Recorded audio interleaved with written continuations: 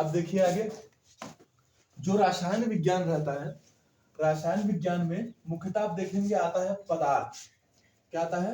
पदार्थ। अब पदार्थ आप किसे कहते हैं? पदार्थ कहा जाता है कि ब्रह्मांड की कोई भी वस्तु, ब्रह्मांड की कोई भी वस्तु जो स्थान घेरे, अगर स्थान घेरेगी तो उसका द्रव्यमान होगा ही, तो पदार्थ किसे कहते हैं? कोई भी वस्तु, कोई भी वस्तु जो स्थान घेरे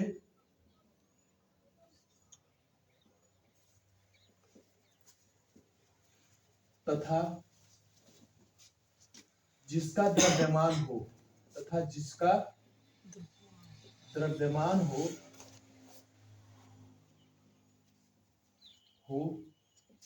उसे पदार्थ कहते हैं। उसे क्या कहते हैं?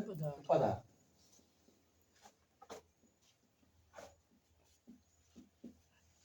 तो ब्रह्मांड की कोई भी वस्तु जो स्थान घेरे तथा जिसका द्रव्यमान हो उसे हम क्या कहते हैं? पदार्थ कहते हैं। ठीक, तो आप लोगों का दिमाग क्या है? पदार्थ। क्या है? पदार्थ। द्रव्यमान है, स्थान भी घेरता है, लेकिन उसमें कुछ है नहीं, खाली है, भूसा है। ठीक, तो ब्रह्मांड की कोई वस्तु जिस स्थान घेरे तथा जिसका द्रव्यमान हो, आप उसे क्या कहेंगे? पदार्थ कहेंगे।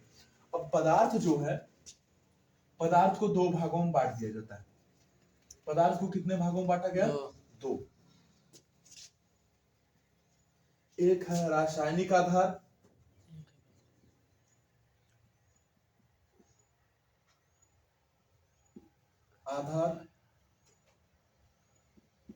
और दूसरा है भौतिक आधार।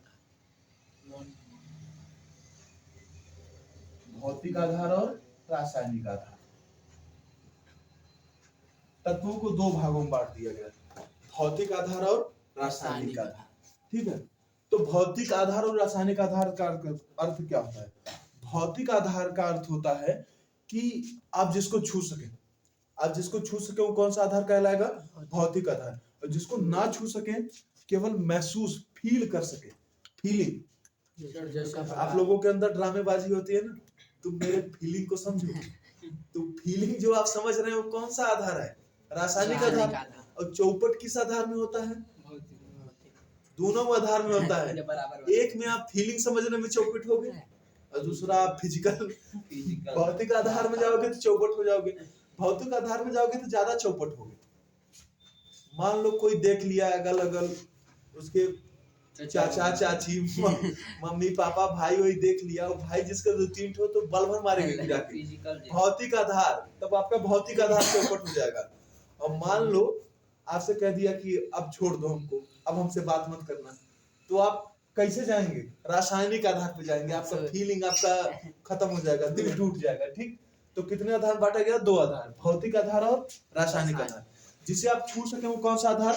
भौतिक। अच्छा, मान लो किसी का कुत्ता काट लिया, कौन सा आधार हो गया? भौतिक आधार। लड़कियां मार करती है, इसे झूठी पार्क भिड़ाते हैं, कौन सा आधार हो गया? भौतिक आधार।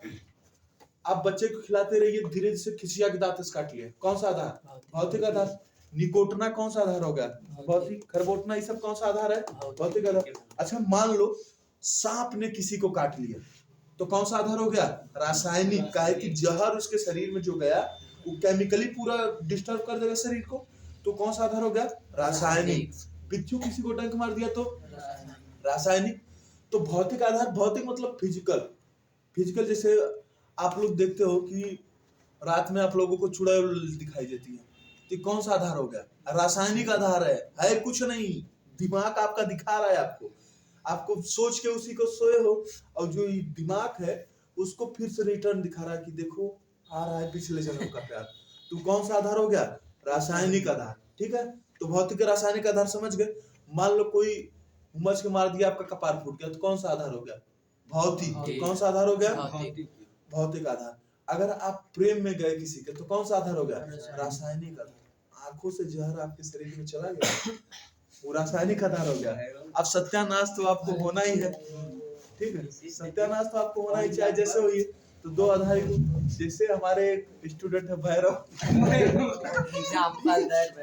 तो दो आधार पे गया, भौतिक आधार और रासायनिक आधार। ठीक, भौतिक आधार तो भौतिक आधार पे बांटा गया।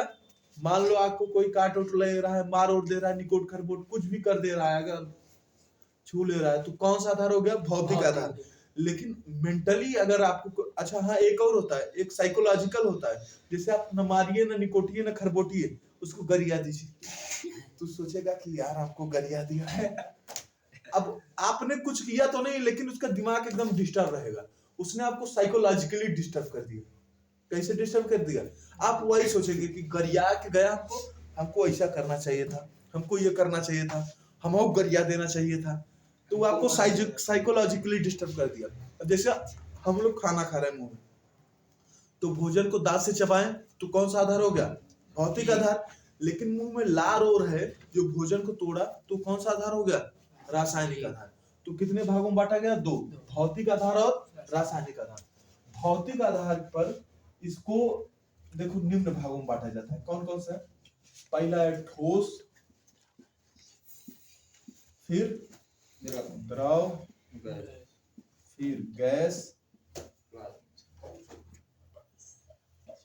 Plasma, BEC.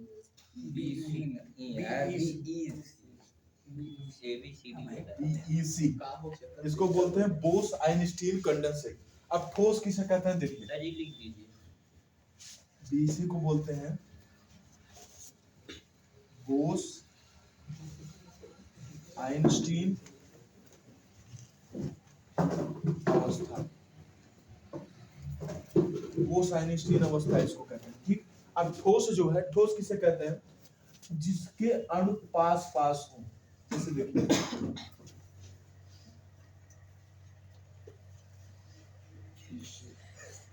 ठोस में आपको 2 चीज देखने को मिलेगी। आप काहे उसके पीछे भागे जा रहे हैं? काहे आप उसके काहे चक्कर में लगे हो? रासायनिक आधार काहे डिस्टर्ब कर रहे हो? छोड़ो। ठोस में ध्यान से देखिएगा, हाँ, भैरव खरबोट भौतिक आधार पे डिस्टर्ब कर दिया। इधर देखो, अब आप रासायनिक आधार पे खिसिया। ठोस आधार। अब ठोस जो है, ठोस किसे कहते हैं? ध्यान से देखिएगा। ठोस में 2 चीज होता है। एक होता है अंतरः अणुक बल, एक होता है अंतरः अणुक बल, और दूसरा होता है अंतरः अणुक दूरी। ठीक है। अब अंतरा अणुक किसे कहते हैं? अंतरा का मतलब होता है अंदर। अंतरा का मतलब क्या हुआ? अंदर। अणु का मतलब अणुओं के मध्य, और बल का मतलब लगने वाला बल। अगर अंदर के अणुओं के मध्य एकदम प्रबल लग रहा है, बल जो है एकदम मजबूती के साथ लग रहा है, तो उसे आप कौन सा बल कहेंगे? अंतरा अणुक बल। अब जब 2 कण आपस में जुड़े होते हैं तो अंतरा अणुक, ये देखिए, यहां से देखिएगा,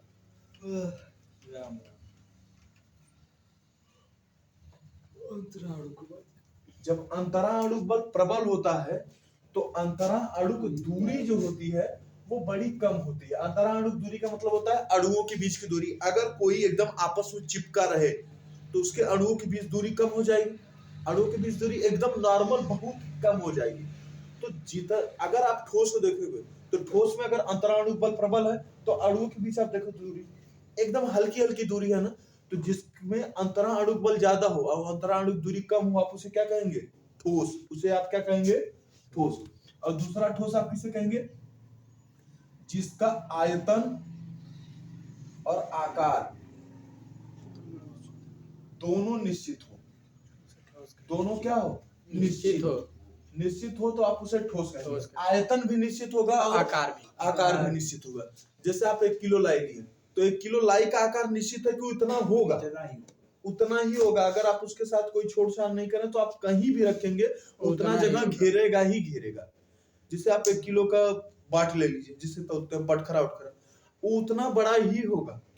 आप उसको कतौ रखिए, आप डब्बा में रखिए, बाल्टी में रखिए, नीचे रखिए, बाहर फेंकिए, कतौ उतना ही स्थान घेरेगा। तो उसका आयतन भी निश्चित और आकार भी निश्चित होता है। जिसका आयतन आकार दोनों निश्चित हो उसे आप क्या कहते हैं? ठोस। ठोस जो रहते हैं ये अपने स्थिति के अगल बगल कंपन करते हैं।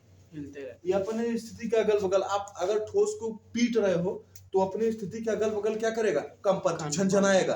आप देखिए ईंट उठ लीजिए या लोहा हुआ लीजिए, आप पीटेंगे तो वो अपनी स्थिति के अगल बगल झंझनाएगा। ठीक है, हम लोग जब छोटे थे तो आप रेल की पटरी जो उस पे कान लगा के सुनिए तो झंझनाता है, ऐसा लगता है कि ट्रेन आ रही है, ज्यादा दूर रहता है। ठीक, हाँ। अब ट्रेन पास है तो मत लगाइएगा।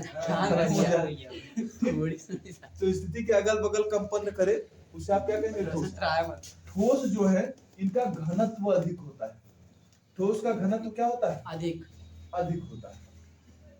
ठोस के घनत्व अधिक होने का मतलब है कि क्या समझिएगा, घनत्व एक अणुओं की संख्या का ज्यादा होना। अणुओं की संख्या का ज्यादा होने का मतलब कहा जाता है कि ठोस जो है उनका घनत्व क्या होगा? अधिक। अब जैसे आप एक लोहा ले लीजिए और सोना ले लीजिए, लोहे की अपेक्षा सोने का घनत्व अधिक रहता है। आप उसी आकार का लोहा लीजिए और आप उसी आकार का सोना लीजिए, दोनों उसी आकार का आप लीजिए, तो जिसमें जैसे लोहा है ना, तो लोहे में लोहे के अणु कम आएंगे, और सोना आप उसी आकार का लेंगे तो सोने के अणु लोहे की अपेक्षा क्या रहेंगे? ज्यादा रहेंगे। अगर आप तौलेंगे तो सोना आपको उसी आकार का सोना और उसी आकार का लोहा, लोहे का वजन सोने से क्या होगा? कम होगा। लोहे का वजन जो सोने से क्या होगा? कम होगा। ठीक है, इसलिए ठोस जो होते हैं इनका घनत्व क्या होता है? अधिक होता है। और ये ठोस होता है नॉर्मली अमूमन कहा जाता है कि ये असंपीड्य होते हैं। कैसे होते हैं? असंपीड्य, अपनी स्थिति को बदलते नहीं, लेकिन इसमें भी एक अक्रिस्टलीय ठोस होता है जो स्थिति को अपने क्या करता है? बदल लेता है। इतना समझ गए? ठोस जो रहते हैं पास इनके कण रहते हैं, इनमें अंतराणु बल प्रबल रहता है, अंतराणु दूरी कम रहती है, आयतन आकार दोनों निश्चित हो ठोस हो। अगर इनके अणुओं के अगल बगल कंपन है तो ठोस है, अगर घनत्व तो अधिक है तो फिर भी आप इसको क्या कहेंगे? ठोस कहेंगे। अब ये जो ठोस है, ठोस को आप दो भागों में बांट देते हैं। एक है क्रिस्टलीय, एक क्या है? क्रिस्टलीय, और दूसरा क्या है? अक्रिस्टलीय। एक है क्रिस्टलीय और दूसरा है अक्रिस्टलीय। इसको बोलते हैं क्रिस्टलाइन और इसको बोलते हैं एमार्फस। लिखते रहिए आप लोग, इसको बोलते हैं क्रिस्टलाइन और इसको बोलते हैं एमार्फस। जो क्रिस्टलीय ठोस रहता है इसकी आकृति फिक्स होती है, बदलती नहीं है। इसकी आकृति क्या है? फिक्स है, बदलेगी नहीं। लेकिन जो अक्रिस्टलीय ठोस है इसकी आकृति क्या होती है? बदलती है। ठीक है, इसकी आकृति क्या होती है? बदलती है। जैसे आप ईंट ले लीजिए, ईंट की आकृति फिक्स है, और वहीं पे आप ले लीजिए रबर, रबर की आकृति बदलेगी। रबर की आकृति क्या होगी? बदल जाएगा, बदलेगी। ई वाला है आपका अरेंज मैरिज। अरेंज मैरिज में आपका फिक्स है कि कोनो जल्दी कोनो मार झगड़ा नहीं होता, 2-3 साल लगेगा आप उसको समझेंगे, वही 1-2 साल लगेगा वो आपको समझेंगे, स्थिति सही रहेगी। लेकिन अक्रिस्टलीय ठोस होता है लव मैरिज, इसमें बदल जाता है। ठीक है, अक्रिस्टलीय ठोस जो है उसमें स्थिति बदलती रहती है, काहे कि आप जो पहले हैं वो जानती है, और वो जो है वो आप जानते हैं। पूरा स्थिति पूरा एकदम मार होगा, कौन किसको जानता है, सासू पतोहू में आप में उसमें झगड़ा होगा, तो स्थिति हमेशा क्या रहेगी? बदलती रहेगी। हमेशा स्थिति क्या रहेगी? बदलती रहेगी। काहे कि आपकी कुल कलाकारी वो जान रही है और उसकी कुल कलाकारी आप जान रहे हैं, तो गड़बड़ा जाएगा पूरा सिस्टम। ठीक, तो क्रिस्टलीय ठोस कितने प्रकार के? 2, क्रिस्टलीय ठोस और क्रिस्टलीय ठोस। अगर आकृति फिक्स तो क्रिस्टलीय, अगर आकृति फिक्स नहीं है तो अक्रिस्टलीय। अब द्रव किसे कहते हैं? द्रव कहते हैं जिनके अणु दूर दूर हो, जिनके अणु क्या हो? दूर दूर हो, आप उसे क्या कहते हैं? द्रव। या तो आप ऐसे कह सकते हैं अंतराणुक बल, अंतराणुक बल कम हो, अंतराणुक बल कम हो, आप उसे क्या कहेंगे? द्रव कहेंगे। और अंतराणुक दूरी ज्यादा हो,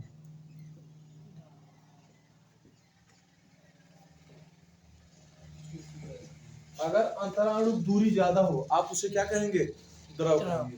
कहते हैं ना, अगर पास रहते हैं तो रिश्ते मजबूत रहते हैं, दूर होते ही रिश्ते टूट जाते हैं। कोई आपका कितना भी करीबी हो, कितना भी करीबी हो, अगर उन नजरों से दूर हुआ तो एक ना एक दिन वो दिमाग से उतर ही जाएगा।